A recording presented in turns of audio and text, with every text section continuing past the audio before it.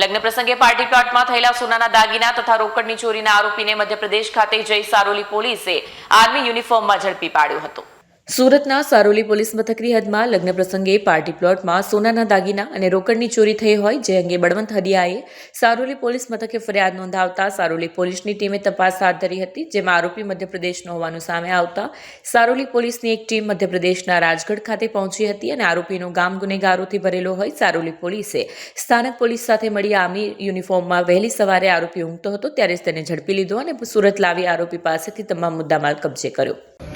Saroli police સ્ટેશનમાં November મહિનામાં ખોડલધામ જે પાર્ટી પ્લોટ છે એમાં લગ્નનો પ્રસંગ હતો. લગ્નની વિધિ દરમિયાન વરરાજાના જે ફાધર છે એમની પાસે 9,07,000 કેશ અને સોનાના દાગીના સાથેનો જે મુદ્દામાલ હતો એ આખું પર્સ નજર ચૂકવી અને ચોરી અને 2 ઈસમોએ ચોરી કરેલ હતી, જે બાબતે સારોલી પોલીસ સ્ટેશનમાં ફરિયાદ દાખલ થયેલ હતી. અમને હ્યુમન ઇન્ટેલિજન્સ અને ટેકનિકલ સર્વેલન્સના આધારે ખબર પડી કે આ બે ઇસમ છે પર્સ ચોરી કરી અને મધ્યપ્રદેશ ખાતે ગયેલ છે. ઇન્વેસ્ટિગેશન દરમિયાન અમને ખ્યાલ આવ્યો કે મધ્યપ્રદેશના રાજગઢ જિલ્લાના બોડા પોલીસ સ્ટેશનનું જે કડિયા ગામ છે એમાં 2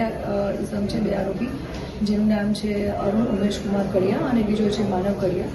ઉંમર વર્ષ 21, જેઓએ બંને ભેગા થઈ અને આ પર્સ લઈ મોડસ ઓપરેન્ડી વાપરી અને અગાઉ પણ આવા ગુનાઓ આશરેલ છે, જે 3 ગુના ત્યાં મધ્યપ્રદેશના પોલીસ સ્ટેશનમાં દાખલ થયેલા છે ગુનાઓ. આ આરોપી અને તમામ મુદ્દામાલ સાથે સારોલી પોલીસ સ્ટેશન અત્યારે ઇન્વેસ્ટિગેશન દરમિયાન તમામને એરેસ્ટ કર્યા છે અને તમામ મુદ્દામાલ 9 લાખનો મુદ્દામાલ પણ અમે કબજે કર્યો છે. આરોપી અત્યારે એરેસ્ટ કર્યો છે.